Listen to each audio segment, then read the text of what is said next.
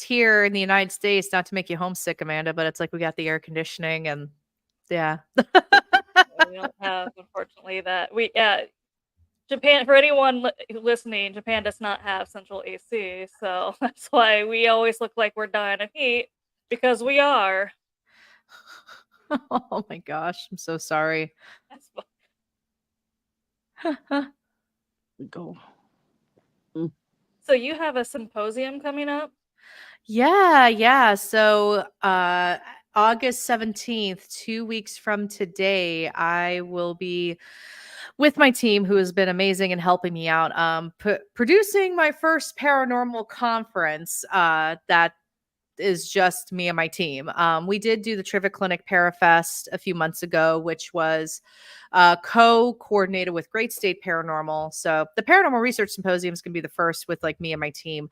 That's happening 2 weeks from today. I just got back from Gettysburg about an hour and a half ago to work out final logistics for the event with the venues, and yeah, it's getting real. It's getting real. That'd be a dream to host a paranormal conference. People ask us in Japan if we would do it, and I'm just like, here in Japan, it's different because Mhm. people are not open about being Right. in a paranormal. So I'm like, it would just be me and Irene who show up to it. So You I was like, never know. Japan Mm-mm. has a parapsychology association. Mm-mm. Yeah, but they're not going to talk about it. People are not going to say anything. People are not going to be open to it because people don't want to lose their jobs. Hmm. So you have to be very careful about what you talk about and who you talk to because Mhm. you will land yourself on the unemployment agency. Mm. That's So you, unfortunate. even though they have one, they don't talk about it. And even though they do, they will not admit they have one. That's interesting. Yeah. It's very So interesting. people may say, "Well, you got this, you got that there." No, you don't. No, we don't. We will. They will never admit to this type of work or this type of Mhm. field. It's more of a taboo thing. And Amanda will tell you the same thing as I do. Yeah. the first thing I wanted to do when I got to Japan is dive into the paranormal community. I was like, I can't wait to go back to the States and brag to everyone about all the cool paranormal stuff I did in Japan. And then I get here and it's just Irene who's at least open about it. Mhm. Other people, I mean, might film stuff, but they either are behind the camera or they blur their face or they wear a mask. And we've tried reaching out to a lot of them, but it's just a lot of them have like the DMs closed. They don't really respond to you, and it's just Hmm. Because I'm Wow. bilingual, I can write in Japanese. I can speak to them, but they will not. They either said ha ha ha ha or three W's mean hoo hoo hoo hoo hoo hoo hoo. That's all it means. That's as far as it's gonna go. So Mhm. That's really interesting because I follow a couple of Japanese creators who I mean, I don't know if I think they investigate too, but they do a lot of like talking about the history, the ghost lore, and that's actually how I found the Parapsychology Association in Japan. Um, and I've read their journals. Their journals are actually really well done. It's the Japanese Journal of Parapsychology. That's a shame. That's a shame though that that's come out and talk to you, and they will not come out and do any shows ever hmm. because they're hiding behind whatever. They will write to you, but they will not come out and talk to you, Hmm. and not come out on do on any show. Oh Never wow. ever will they ever do that. yeah. We tried networking, so it's. I mean, I can understand when I try, but when she tries in Japanese too. That is wow.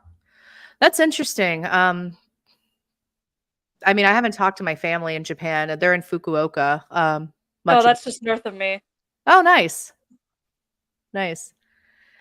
Yeah, if you meet a Matsuo in Fukuoka, I'm more than likely probably related to them. My great grandfather had a lot of siblings and cousins. Um, Yeah, let me see if I can find. I'll find this guy that I've been following for a little bit. Yeah, his name is Kyoto Ko. Okay. Yeah, I'll send it over to y'all. But yeah, no, that's a shame because y'all have such a rich history when it comes to like ghost stories, paranormal experiences. Yeah, it's that. I mean, that's a shame that it's so disregarded, or at least there's a stigma. The stigma around it. The stigma around it is so. They just Yeah. don't want to talk about in public. That's all. They will talk to you in private, but they will Mhm. never in public. Um, People have lost jobs over either being into it or saying they saw something. yeah, There was Mhm. pilot. a Japanese airline pilot who thought he saw a UFO when he said it, and as soon as he landed, they brought him into the office and terminated him. So, Oh wow. so Okay. it first they benched him and said you're gonna do desk work, and then he I think was forced to retire, so he retired.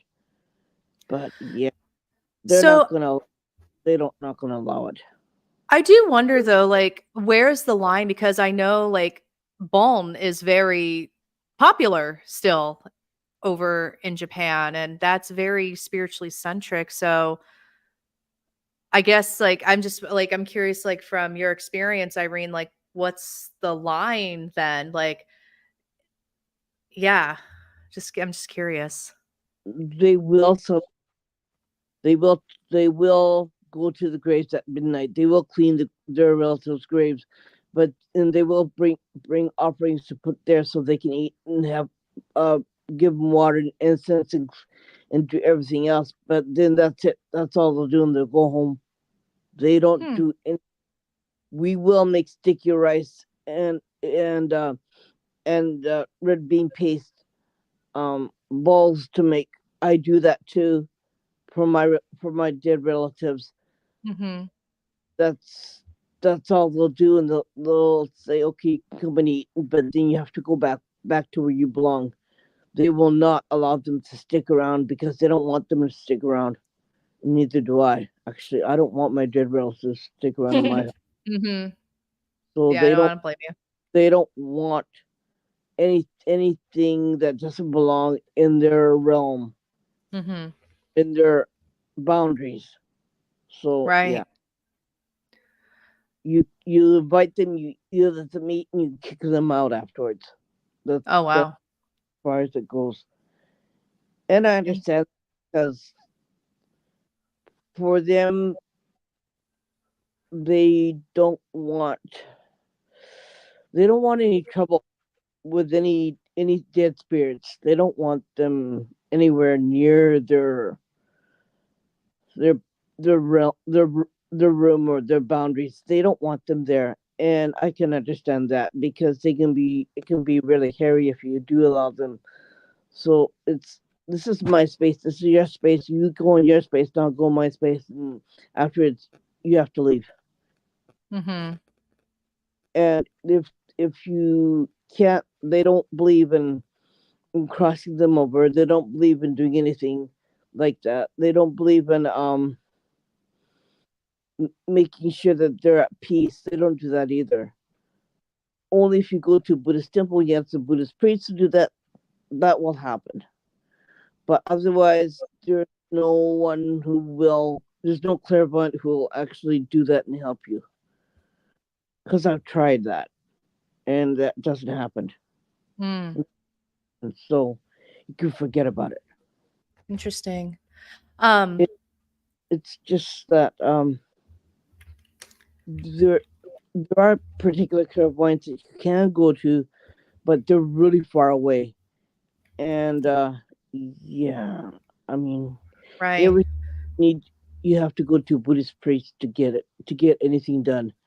But it's like far away, and Interesting. it's you have depending on how they die, depending on what kind of funeral you give them, depending on how they die, what kind of how you pray for them and how you respect them is depending on how they die. And you just, yeah, keep it really quiet Mhm. because you don't want A, B, and C to come after you. Yeah. Well, I mean, when you mentioned the pilot who saw the UFO, I mean, that would happen here in America too. A lot of pilots have lost, not lost, but they've been affected by reporting sightings. But I did have a question. So I guess the repercussions of being open about about beliefs and whatnot, then it makes me wonder about like the people who appeared on the Unsolved Mysteries episode, Tsunami Spirits. Hmm. Um, I guess they must have then sacrificed basically everything to be on that show, especially the taxi drivers and the. I know there was a few religious members who spoke on that episode too, but there was many witnesses who came forward, and they were living in Japan, native Japan, who came forward about that. So from what y'all are telling me, it sounds like they You're likely lost their job not then. to come on the show because they're not going to do it. They wouldn't go volunteer themselves and stick their neck out on the line, or they must have been working for themselves to do that Hmm. because they're not going to come out and say anything without any guarantee or any satisfaction or anything. Right. Here is it's hard enough to live in this country and not worry about where you're going to get your next paycheck. Mm, that If was you talk, interesting.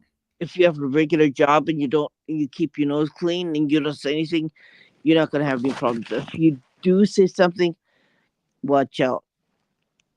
And it goes for um anything like paranormal or anything like that. You have to be careful. I don't talk about what I do, and I will never talk about what I do, and I will never come clean with what I do. Not in the public ever in this country. I refuse So, to. so you're not worried about somebody in Japan or watching this then right now?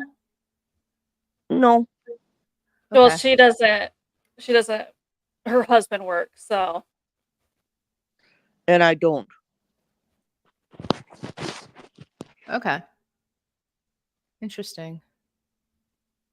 Wow. Well, I'm sorry it's such a different mindset out there. That's I don't know if wild. the taxi drivers are different though, because I'm so used to anytime there is a uh, typhoon out here, especially in the areas that usually get typhoons. Hmm. A lot of taxi drivers do say that they're used to afterwards picking up the ghost cabbies, I guess I want to call it, Hmm. where they're so used to afterwards they'll pick up someone who they'll have they'll let into the cab, they'll have a whole conversation with, and you can even see on like some of the footage it looks like they're going in and out of a shadow. Then they Hmm. reach their destination, they turn around, and the person's completely gone. Yeah. Mhm. 'Cause I've watched some of those videos too that they put out. And I know a Hmm. lot of people in America, when I watch those videos, will watch it and they're like, "Well, the door opened at first," and I was like, here that's different here in Japan. Is the passenger cannot open the door. The driver has either a button like or is something that to open and close the door. Mhm. So he does that. The passenger cannot. So that's also why when I watch them, that's also why when they have a full blown conversation with them, that's also how I know at the end they can't just jump out because Yeah. it's the driver who would have to open the door. So if he didn't press the button or move that lever, there's no way for that door to open. But a Mm. lot of taxi drivers go on. It's like they're on commission, Mhm. so they're kind of like some of them are independent. Some of them really go on their own time, so Mhm. they don't have like a regular job like a lot of other people do here. So they're like on commission, kind of like people. So Mhm. they go to work, yeah. They drive a cab, yes, but it's like their own schedule what they do and when they do it, and if they want to pick up a fare or if they Yeah. don't want to pick up a fare. So yeah, Mhm. it's just a little bit different. So um, Yeah. Yeah, I'm they're looking not. at the cast list. I'm looking at the speaker list from the Unsolved Mysteries episode. It looks like there was just maybe one driver and the rest were one is a city employee and the Yeah. other was a resident, so just like a person who yeah, and the other was a tsunami survivor. We got a Hmm. professor of sociology from yeah. So I mean these are fairly credible names, so it's just very that's the cultural aspect is very interesting to me given what with what you just told me and I mean I would be not concerned but I am worried Irene that you're being public about this and if there's such repercussions I mean is Facebook's not blocked in Japan so I mean cuz No, anybody could watch this. yeah, I don't care if they watch it here. I don't care. I've already a lot of times I will take our podcast and I will put it on my thread, and I don't care if anybody sees it. I don't care if anybody sees it, but um, I want more people to watch it on my thread, so I am Mhm. public about it.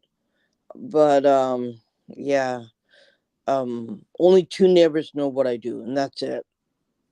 But they Mhm. believe what I do, so yeah, they're not bothered by it. No, maybe three. Three neighbors know what I do. Yeah, three neighbors and one Okay. doctor. They all know what I do.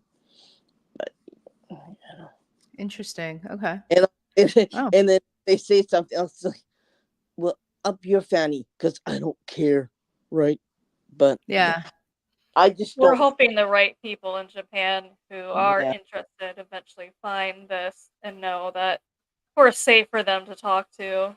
yeah, I mean, they don't have to be on the podcast. They just want to talk. That's fine too, yeah, because we yeah, understand how it feels when you're feeling alone in it. yeah, Mhm. 'Cause that's one of the Yeah. first things I wanted to do was jump into it, and I've searched so hard for the paranormal community. That's how I found Irene, and Irene's there are like, "Yeah, it's none. just me." There are some, but they are on TikTok. But they will go in public on TikTok, but they'll never go in public on Facebook because they know a lot of companies do advertise on Facebook, and Japanese companies do advertise on Facebook, so they will never come on Facebook ever. And I can understand that because they all That's have a That's job. interesting because there's some fairly significant Japanese backers for TikTok as well. It's between Yeah, China and Japan. So, yeah, and TikTok is actually I think more popular yeah, than Facebook. So, yeah, yeah. yeah, that's interesting. And then the YouTubers post um dangerous, I call it dangerous videos of places that are not safe to watch. So they got their own group there, and yeah, and that's a different company altogether. So that's a different kind of group altogether. It's just that it depends on which way you want to go. You want to go to the Mhm. safe side, you want to go to the interesting side, or do you want to go to the dangerous side? So it's like a mixture of whatever. But yeah, Mm, I'm I'm used to all of them, so I don't mind. interesting. I don't mind. Okay. I will talk to anybody, and it doesn't bother me. I think Facebook is more strict about stuff, so they feel that they can't come out and talk about it on Facebook more than they can everywhere else. Mm, Oh, it's because Facebook puts everyone in jail for the silliest Yeah, things. yeah, my TikTok has been suspended a few times just for saying die, or kill. I Yeah, mean, you have to say TikTok's unalive. pretty And yeah, I was talking to unalived and other yeah. Yeah, because I was doing the TikTok thing, and I was talking to other people who do on TikTok, and I'm like, I hate TikTok sometimes 'cause it feels so weird because I'm like, yeah, this person was unalived here, and it's just like it feels weird. Like, yeah, I agree, it does feel weird, but Mm, unfortunately, I have to go with it, or they just yeah, ban you, yeah. suspend you, or whatever.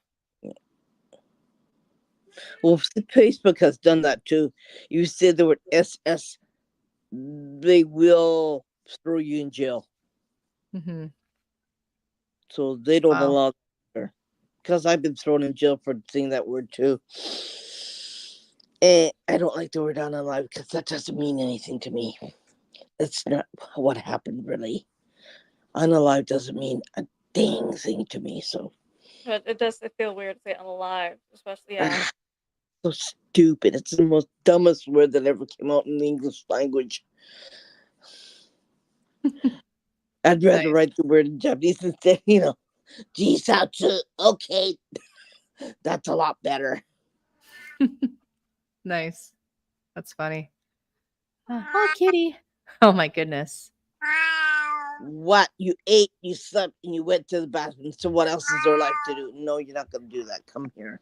Sit down. Be a good boy. There you go. So what got you interested into the paranormal?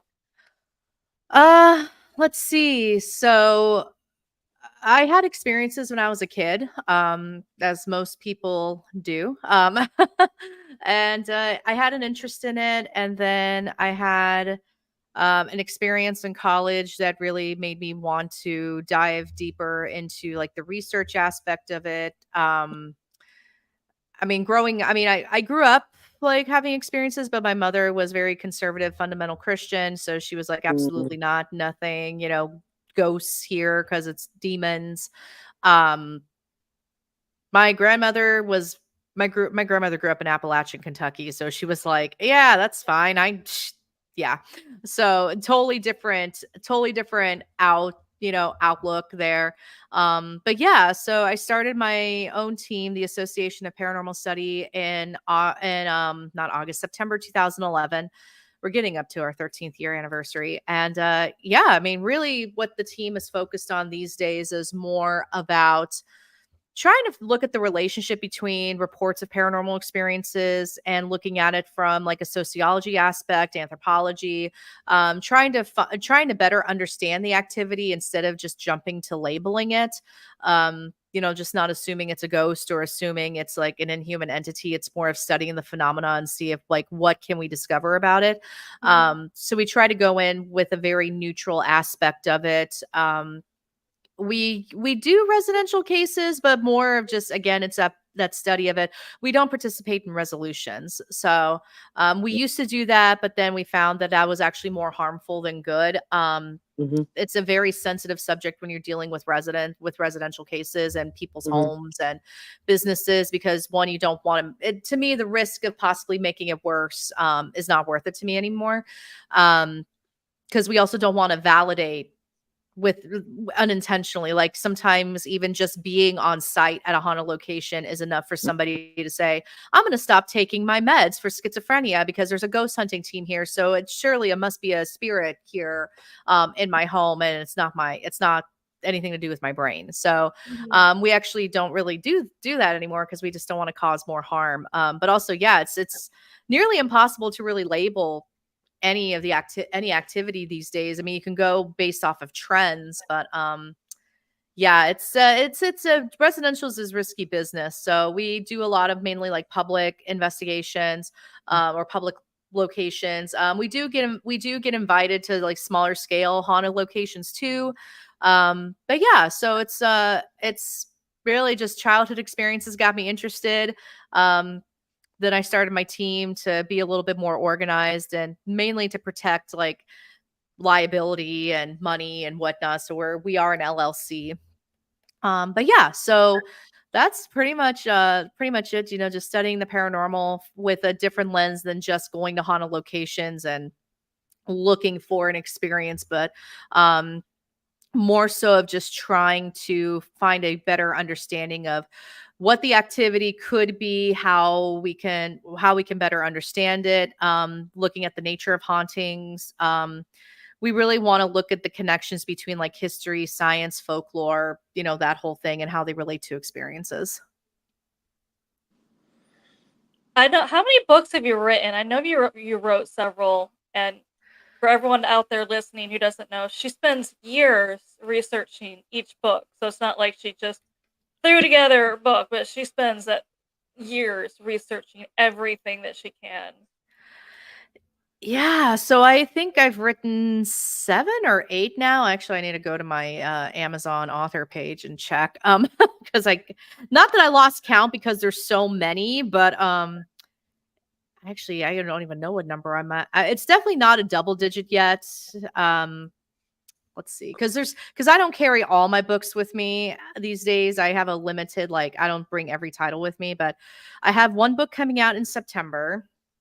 So I got 1, 2, 3, 4, 5, 6, 7, 8. 8. That's the magic number, 8. So, 8, and number 8 is coming out in September. Nice. Yeah, Yeah. Kelly wrote a book about the Trivet Clinic as well. As you said, you also had you had a Parafest there. And that's Mhm. actually how I found you, because I used to go there all the time to Nice. investigate back when I lived in North Carolina. That was my second. Everyone has that haunted locations that they say is their home away from home, and that was it for me Yeah. because it wasn't too far. Mhm.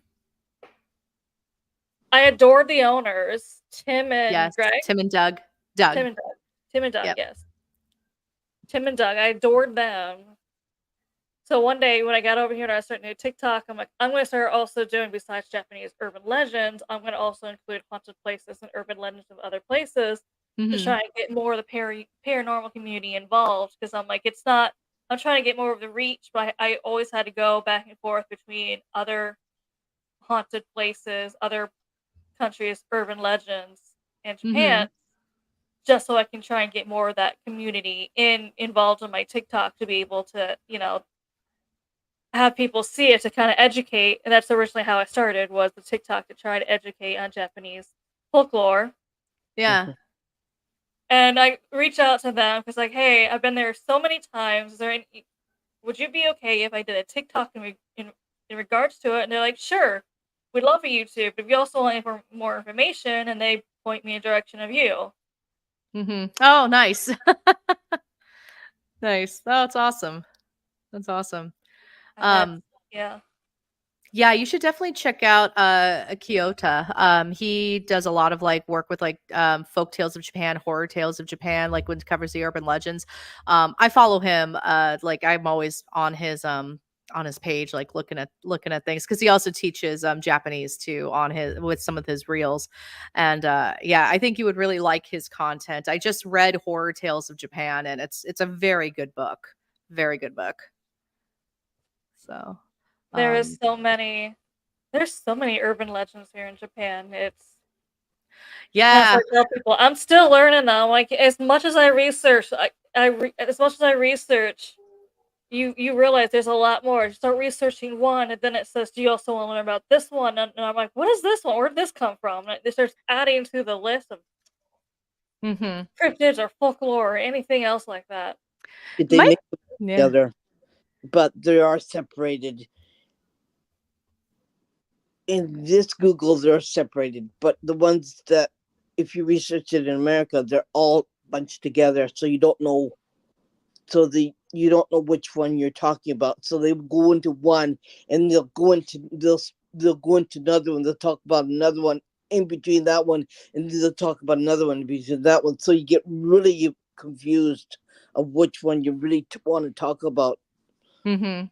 So they don't separate them Yeah. properly, My and they grandfather don't. told me a few urban legends growing up. I think it was mainly to like scare me though. And he was Japanese, but Japanese Hawaiian. So but his father was from Japan. So some of the folk tales that I heard were like the really really old ones cuz that's all he heard from his own father. So very very old stories, I but like the ones. I like the old stories. They're really cool. mhm. The old folklore stories are really good because nobody talks about them anymore. And I know a Mhm. lot of them. I know a lot about them. I know a lot. of older ones, and they're the best, and they're the most haunted. The older ones and the newer ones. So, and nobody talks about them anymore. Nobody talks about the old ones anymore unless you talk to a really old person who's about 80 or 90 years old. They will talk to you about it. But yeah, it's getting really scarce now. Where Mhm. these people are, it's a dying art, talking about old folklore tape stories. Mhm. But a lot of them are true. A lot of them did happen a long time ago, and they are a part of history. So yeah, they Mhm. are there, and Wow. yeah, and there is a lot of there are places that have that old folklore tape stories in it, and those places still do exist even to this day. Mm. Oh, that's And dang, if you're a female, because you can't go there with your husband, or you can go there by yourself, but you can't go there with your husband to pray together, because the jealous spirit will not like you, or crazy stuff will happen to you, or you might find yourself in a dire straits. You shouldn't be doing that together. oh, wow. Yeah. So if you're a female, you do it by yourself. If you're male, you could pray, but if you're female, you cannot pray together. Mm. It's just part of it. It's just Right. a what happens, and it could be very dangerous sometimes if you're a female, because a lot of women who died very tragically for no reason, because of whatever they did or whatever happened to them, the spirit becomes really jealous. So you shouldn't be doing this, and this, A, B, C, and D, and E all together. So you have to keep your arms together, like straight, and pray that way. But if you're male, you can do this. But a female cannot do Hmm. this. So yeah, Wow. a lot of folklore places are like that. Basically, as they say, however you were in life, you're gonna be in death. So Yeah, if you're jealous in life, you're gonna be jealous in death. yeah. Yeah. That's And why the Irene up there in Tokyo, she has more of these suicidal spirits around her. So that's Mm. one big thing that she'll even tell you. You don't talk to them because they just yeah. how they were in life is how they are still in death, unfortunately. So Right outside where I live, there's a guy that was murdered a long time ago. He liked to create accidents, and just last year he created an accident where a bicyclist was killed by a car, but in a car accident. So yeah, I know. I still see him. We calmed his spirit down so he doesn't do that anymore. But I know he's still around. I could still see him. But yeah, he doesn't do ha ha ha anymore to me. And he doesn't say, "I'll get you." And he said, "No, you're not gonna get me." And so I know where he is. I know he's still, his essence are still there. So it's just, Nice. yeah. It's, you Wow. don't have to go very far. You just have to go at the front door and you'll see everything haunted. So you don't need to pay any money to see anything. It's just right in front of your face, or in a train station, Mm. or anywhere else. Yeah. Wow. So it's especially like with it being an old country, yeah, definitely. yeah. Wow. There are old cliffs and wells that happen, that things happen, that yeah, stuff happens, and they're still haunted. Schools are haunted too. High schools and junior high schools are haunted too. So yeah, we all know It, that. it's amazing to me how many stories here in Japan, the ghost stories or urban legend stories, Hmm. involve a well. Yeah, yeah, exactly. And either somebody was killed and thrown down the well, or or you were alive and you were thrown down the well and you died. Hmm. And you come out and you haunt people. Yeah, that's the way of life here. And yeah, there's nothing new. Yeah, well, you're right. The well is a very common trope in Yeah, Japanese ghost stories and urban legends. yeah. And instead of paying alimony, they'd rather kill kill the spouse and throw the spouse down the well. That's the yeah, that's the normal way of dying, right? Yeah. Instead of divorcing, paying alimony, well, throw you down the well and kill you, and then the whole new haunting story comes out, and then that's how this legend happens, and that's how that legend happens, and this is how that legend happens. Yeah, it's like Hmm. the same old, same old. Like the way that I talk about it is, yeah, yeah, yeah, and it's like, what, you know, you gotta be kidding. They go, nah, it's just a normal thing here. And Right. they're saying, huh? I mean, you're so not talking about it. Of course I am, because it's the same old here, right? And they go, oh, okay, that's scary. And I go, no, it isn't. Oh It's my just, gosh. yeah, it's just like, like, and they go, well, when you come, you'll understand. Yeah, like, we'll find it normal. Like, this death, it's like going through another earthquake here. Oh, okay, it's happening. I'm gonna go back to bed. Good night. Oh, Bye. Japan is so used to it 'cause it's funny because everyone I've heard from a lot of people over there in the States, the big one they heard on the news over there on that the big one everyone in the United States heard over there on New Year's Day in Yeah. Hmm. Japan. And I'm like, and they're like, you just don't hear about earthquakes. And I'm like, they have them yearly, and they have at least what 1 to 2 dozen. It's nothing Hmm. Hmm. new for them. Like there's a couple of podcasts we've done where Irene's like, oh, there's an earthquake, and I'm like, do we need to end this, or do you need to go? And she's like, no, I'm good. Because she's just so used to it. She's like, yep, things are shaking around me. It's fine. Yeah. I just have to hold up my china cabinet because I don't want my dishes falling out. Right. That was me when I was living in San Diego, I said, Southern okay, California. So it's it's done. We're, earthquakes. we're Used to good. it. Yeah, we're Yeah. good.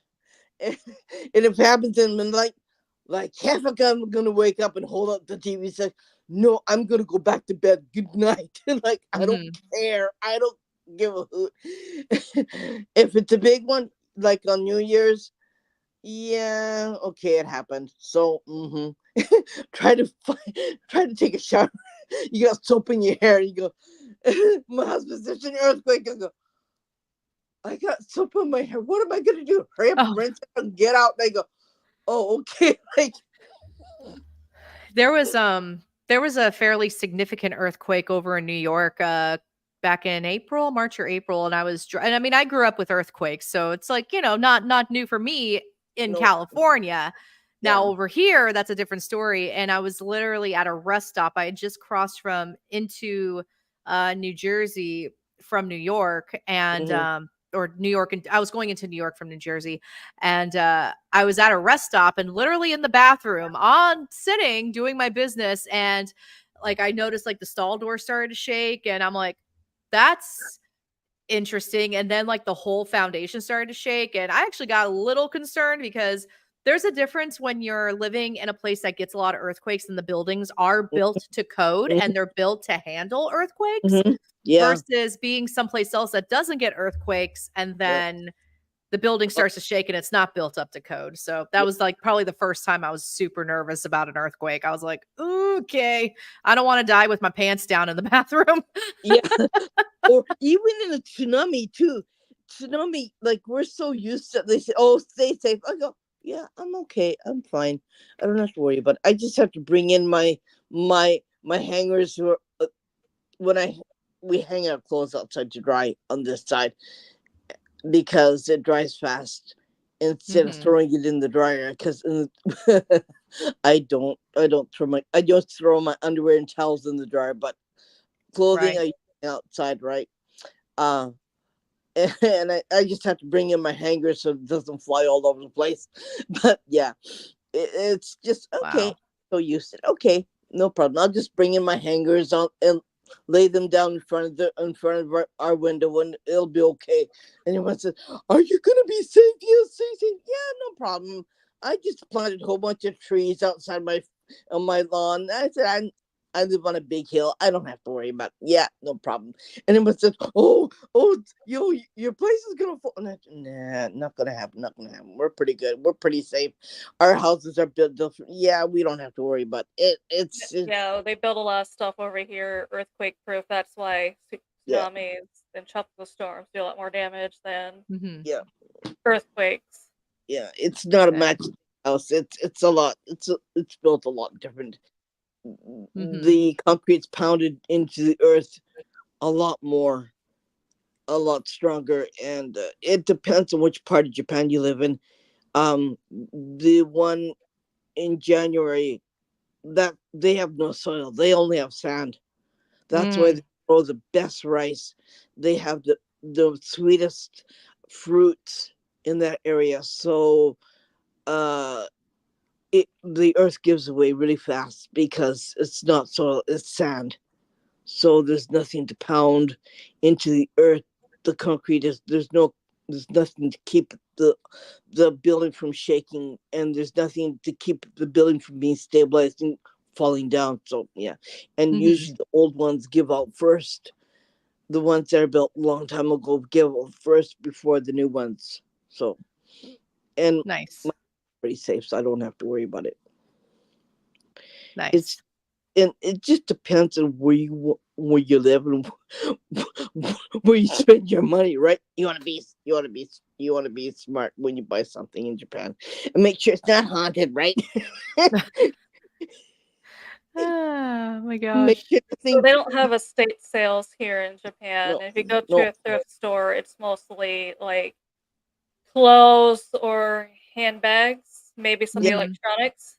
yeah, You can't. It's not like you can't. There's nothing like a Goodwill. You can go and buy cheap furniture, decorations. It's nothing like that here, no, Mhm. which I didn't realize. And I told I've seen thrift stores, but I never put two to two together until Irene pointed out to me, and she's like, "Yeah, they do it just because they're afraid that you know, uh, and, and an object is haunted." Because here in Japan, their belief is if someone passes away, all their belongings has to stay in the family.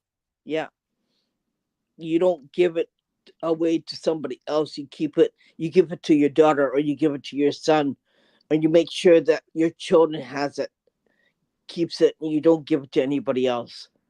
You just you just don't, because if you give it, if your family knows that friend that you want to give it to, sure, you can do that, but it stays in the family, right? Mhm.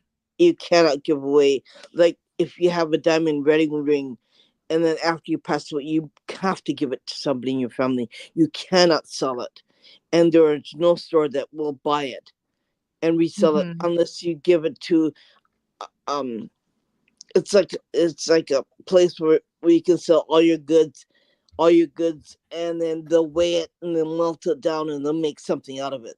That's the only place that will do that. But other than that, no. Okay.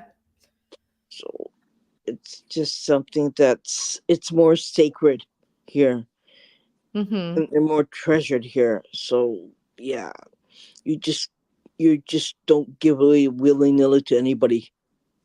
Oh, wow. Yeah, you're very careful about it. That's why when I got rid of where I lived, I threw away my curtains. I threw away everything. I didn't give it away. You just don't do that. Besides, nobody would take it either. Wow. They'll just throw it out. And the best thing to do is throw it out if you don't want it. And it gets burnt. Wow. So it's safer, especially from a haunted house that you lived in. Everything goes in the garbage. You don't bring Right. you don't bring it with you. Like I threw half my stuff out, and I got brand new furniture, and I got brand new curtains in my house. Yeah, I didn't keep anything. I just threw everything in the garbage. Because you don't want to bring that energy with you into the other place. So it's really superstitious. And we are very superstitious people. So, which is yeah. I knows that a lot with the culture is a lot of it has to do with respecting the deceased. yeah. Mhm. Respect it to the point where you don't want it to bother you in your other place. That's why. Respecting means I'm going to pray for you. I'm going to make sure that I pray for your soul and pray for you that you will have a safe journey to heaven. But other than that, that's all. Like, Mhm. yeah. Do not bother me. Do not. Hi, chat. Yeah, yeah. If you throw Trash anything, is done differently here. yeah. So, I mean, because we don't really have land space, so we have to separate all the trash. So, what do they do with the non-burnable things, Irene? Because I know there's burnable and non-burnable. The burn, like, with its glass, it gets all the labels are pulled off the glass. It gets crushed and it gets recycled to make something else, like a new bottle or something else. If it's glass, it's they're made into um. I forgot how you call it. We have them outside. I have them outside. It's just like they're made into gravel, like bigger gravel, and you put it outside in your garden or you put it outside in your walkway. So they're recycled into that. Plastic is melted and it's made into other bottles. Toilet paper rolls are melted and are taken apart and they're made into other things. And some of them sometimes clothes, like they can make materials for jackets and stuff like that. They don't have landfills, so they're all burnt. And the heat that comes off burning the garbage heats indoor swimming pools, so they don't waste any energy. Mhm. So they're very picky about garbage here. Oh yeah, they are. That's the one thing that they taught us is everything has to be separated. And Hmm. your garbage bags has to be the clear white ones, or they're not Yeah, gonna pick it up because they want to be able to, when they first pick it up, see if you see actually the stuff. separate or not, because if you didn't, they're not gonna pick it up. No, Mhm. and Interesting. yeah, refrigerators and stuff like that, they'll pick it up. They have particular garbage that does that. You pay Yes, I know they told us anything large, we'd have yeah, to contact ahead of time to get picked up, yeah. or The it's just gonna sit there forever. the government office will, or you buy a sticker. You put the sticker on your garbage. You leave it outside the front door, and they'll have a particular truck that will pick it up and take it away for you. So, yeah, you don't have any garbage anywhere on near the mountainside or anything like that because you will get fined if you do that. They just they it's called clean energy. I think that's what you call it. Yeah. That's so insane, yeah. Yeah. So So where has been your favorite place to investigate? Um, that's hard. Um, that's hard. It's like having to pick a favorite cat. Um, Trivet Clinic is pretty high up there. I did just discover a new location in Maryland that is seems to be promising. I have to do a couple more trips though to really determine like what's going on with it. But so far it's absolutely lovely and only 30 minutes away from me, which is even better. Anytime like if I got on a location less than an hour away. Gettysburg is a good place too, and I just was there today. So, yeah. Yeah. One thing I will say about the Trivet Clinic and the reason why I loved going there is I felt safe even sitting alone because it's just Mhm. like the spirits there, they're not gonna harm you. They're none of them are none of them are really the kind that would hurt anyone. Mhm. You know, everyone's like, why would you just free willingly sit in that red room by yourself or sit in a basement by yourself? Like, nothing's gonna hurt me. Yeah. Yeah. No, I mean, the Trivet Clinic is just so chill. I mean, I mean, anytime I hear about negative experiences, my knee-jerk reaction is like, "What did you do? Yeah, What did you say?" I've never had a negative reaction. Yeah. Same. Same. I mean, when people have talked about getting scratched in the red room and stuff, I'm like, "Okay, what'd you do?" Like, Yeah, and then I find out they said something. nothing is violent there. Or Yeah. like you said, you made it violence. Well, yeah, I find that the activity there is a lot of it's just reactive. It's reactive, like you get back what you give it. That is something that I have noticed. But yeah, I mean, in terms of, I've never been scratched. I mean, I've heard a couple cuss words, but then I taught them some cuss words, and so it was like, all right, you can cuss, I can cuss too. It's it's just whatever. Um, but yeah, so I haven't found another location like the Trivet Clinic. I mean, it's like 6 hours away from me, so it's a drive. So I'm trying to get there at least once a year, if not more. But yeah, I've been spending a lot of time in Gettysburg because that's just got, you throw a rock and hit a ghost. Don't throw rocks in Gettysburg, children. Because you'll probably hit a person or a car. But yeah, it's that one's a special place. And even when I was there today and just kind of taking in what I like to do, and I posted about on my Facebook, my Instagram earlier, is I like to get a nice coffee and I like to go hang out on the battlefield. Um, it's super hot right now though, so just enjoying the iced coffee at Devil's Den was not as comfortable as it usually is. To cut that a little bit short because I was melting. But yeah, it's a great place. So much history happened there. I have a lot of reverence for the location. I've been doing a deep dive into the battle history, which is extensive, and there are hundreds of books written about it. And just to understand the nuance with it. But yeah, it's a great place. I've never been, but it sounds like a good place because I know Lawrence Milano goes there a lot, Mm-hmm. and he talks highly of it. Where I told him, I'm like, all right, I don't know who I need to write a letter to, but I'm nominating you as the mascot or whatever for that place. I was like, you. Mm-hmm. Yeah. I try to go about once a month. I don't share about it when I go though, because a lot of times I find if I go and I share about it, people expect content.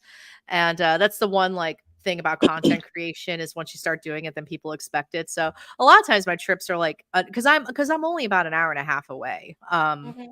So it's a quick drive. I mean, I left this morning, left at 8:30, got there, or I left at 9, got there at 10:30, and then I hung out until about 3 or 4 o'clock and then drove home and got home by 5:30. And it's a nice day trip. And my husband also loves going to Gettysburg now too. I've converted him. So um next conversion will be paranormal investigator, but we'll see.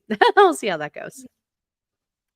What advice would you give someone trying to enter the paranormal field? Let's see. I would say don't don't just do something because everyone else has done it. That Yep. is something that I see that's very prominent in the community now, is people will replicate what they see on TV or um, what they see like influencers doing. Mhm. I would say read as many books as you can about Mhm. like the history of investigating or historical figures in the paranormal. Big reason why I wrote Women of the Paranormal, so that people were more aware about women's history. Actually, Irene, I've been meaning to ask you because I have in Women of the Paranormal, I have Aiko Gibo in the book. Um, I would love to know like what was the overall perception of Aiko Gibo. I'm curious because she was very out there with her psychic abilities and her, Gibayako, yeah, Aiko, Gibayako, Gibayako, right? yeah, yep, She died, right? yep. I think in '96, I want to Yeah, say. she went everywhere. She had a big influence. You see, back then, paranormal was really popular. Okay, I mean, she had a whole segment on Yeah, daytime TV in Japan going to yeah. haunted She, places. So, she went yeah. to England. She went to the Tower. She went to all these different places. She went to Romeo and Juliet's houses, and yeah, she went to everywhere. Um, Gibo was the famous. If you don't know who she is, she was a famous Japanese paranormal investigator. She made many, many, many, many television shows, and she talked about certain spirits were there, and like her view was like they were there. I could see them, but that's about all they do. They Mhm. talk about that. They show what they're doing. They show what they're wearing, and that's as far as they went. Far as being clairvoyant, they would never. They don't help. They don't. They just leave well enough as it is alone. So they would go to a certain area. They would talk about it, and they would take them to different haunted areas in Japan or outside of Japan, and they will talk about who they see, where they're standing, what they're wearing. If they're male or female, they'll talk about that, and they will talk about what they will ask what they want, um, why are they there, and what happened to them. That's what they would talk about. But as far as helping them so they will go to heaven or they'll do something, they wouldn't do that, because that's like my son. My son's the same way. He will know who they are, if they're male or female, um, what they're doing there, what happened to them. He will know that. But as far as anything else is concerned, you do not you do not touch it with a 10-foot pole. Whereas I am on the other side, I will talk, I will ask, I will find out how they died, what they look like, everything else, and I will try to help them so they can Mhm. find peace. But Yeah. that's a different cup of tea, because they're not into that. These Right. clairvoyants, and there's another one who was a Buddhist monk. She was really good too. She also died um a long time ago. No, I think this year. No, no, no, no. Near 2000, she died. She was also talking about that too, and she said, "I'll pray for you," and that's all they would do. So there is a connection to the spirit life. There's a connection to the dead, with these famous ladies who were into the paranormal, what they did, who they talked to, and how they talked about the person who died.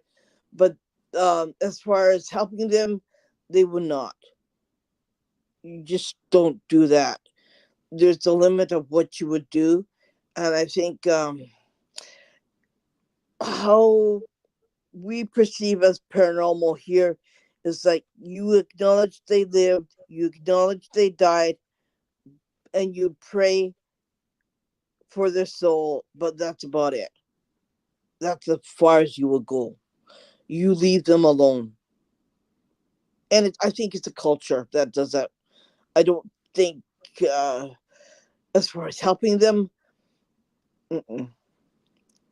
And That's interesting because I think Aiko Gibo I mean, because with there's a she's credited for mhm, discovering one of the most prominent spirits at a Mary King's Close. And I think the spirit's name was Annie, mhm, and like when Annie came up, Annie was crying about not having a doll, and so Aiko mhm, went to the local toy store and bought her a doll. mhm, Um, yeah. so yeah, It's I'm about trying to remember everything her is about book. Yeah. appeasing the spirits, helping them so they could be in the spirit life, even though they're wandering. They would help them so they would be happy wandering. That's what Yeah. it's really hard. They said, why don't you help them cross over so they can go to heaven? No, they're not Mhm. into that. They wouldn't do that. Wow. The Interesting. only time when you will talk, you can't go to a place in northern Japan where you can talk to your dead relatives. I don't know how much money you give. I don't. think it's not that expensive. I think it's very cheap, but you can talk to your dead relatives, and she will bring them down to heaven, and she will talk to them for you. And Oh, nice. yeah, there's really no, it's really freaky place, right? Because it's like how you die. It's like Mhm. it's the when you die, you walk along the stream, and it's full of rocks, and you get thirsty, so that's why you give water to the dead to the dead bodies, so they could, so that they won't get thirsty when they go to heaven, because they have to walk a long path to go to heaven. um Right. Oh, wow. and yeah, you feed them, and you make sure they have lots to drink, and lots to eat, so they don't go hungry when they're Mhm. dead. And yeah, it's Wow. it's a morbid thing, but it's very important. Even as your pets, even when they die, you have to give wet their mouths to make sure they have water, so that they their journey to heaven can be with something to drink and something to eat. Mhm. It's very Wow. important to do that. Yeah, it's very important to do that. um Wow. yeah, we all do that here. um um it's one of the rituals that we have to do. Mm. uh, it's it you know they do they do pray for the dead. Don't get me wrong, they do pray for the dead, they do treasure, they do respect the dead. But as far as helping them so they will cross over to heaven or go to heaven, that's where people, clairvoyants, will not do the extra mile to help them cross over. So they will, so when my mom died, we were having a fight. I mean, we were actually fighting in my sleep. And she said, "I'm not dead." And I said, "Yes, you are." She goes, "No, I'm not." I said, "Okay, well, that's fine." So I had to go to Buddhist priest to make prayers for her so that she would cross over properly. And that was before any time before I could do what I could do now. Like Mhm. I wish, like Amanda said, I wish I could go back and just help my mother cross over. Yeah, that's one of the things that you wish that you could do, but you never got a chance to do that because you never knew how to do it properly, right? It's Right. just one of those things that, yeah, like, boy, was I ever dumb. Like, you don't fight with a dead spirit, that's for sure. Mhm. Never do that, never do that. Yeah. Oh, yeah. No. I wouldn't. I do not recommend that. No, you don't, even if it's dead relative, nah, you just leave it alone. Like, yeah. Oh gosh, yeah, that happens. And it does happen, right? Mhm. Yeah, it's just one of those things that there's a limit what you will do in Japan. But as far as what I do, they don't touch it with the 10-foot pole. I think they're afraid to do that. I think they just don't want to disturb the spirit, so they did it walk around. Right. Well, And I'm just thing, wondering, like, where it changed because, you mentioned back in, like, the '90s, there was a bit more openness to it, and yeah, yeah, yeah. and there were tons of paranormal programs on TV, and it was one of the things that everyone watched. Okay, Yeah. and it's really sad because now they have to hide. They Yeah. can't watch. You'd have to look on YouTube to find that, or you have to look on TikTok to find that program, because that's where they would stream it to. They won't stream Right. it to any, even Facebook. They won't stream it to Facebook. Wow. Yeah, and sometimes I have to go to TikTok to watch it. Um, a documentary of a haunted place in Japan. I Oh, don't wow. go back and forth a lot. I like to watch certain Mhm. things a lot, and yeah, you just can't find it. And Mm. it is a part of a television program, right? A documentary program, and they do have professionals going to this place that's haunted, and they will talk about what happened there, when it happened, how long ago it happened. what Mhm. was the accident or what was the death about. And yeah, it's no longer open anymore, and it's so sad that you have to hide and to show that program, because I think a lot of people now are more educated, right? And Mhm. they're more analytical. Yeah. If they can't see it, smell it, feel it, touch it, they don't believe it. It's really Wow. sad. It's That really is sad. sad. Yeah. So that's why I keep my mouth shut when I go in public, right? Yeah. No, And that's unfortunate because especially since there used to be more reception to it all. yeah. Oh yeah. Like every week, I think it was every Friday, there was Mhm. always a paranormal program, and, and I'd be glued to my TV set. I go, oh great, this person's gonna watch it, right? Yeah. And then you tape it, right? You could use your VCR, you tape it, right? And that was one of the things that was really fun to watch, right?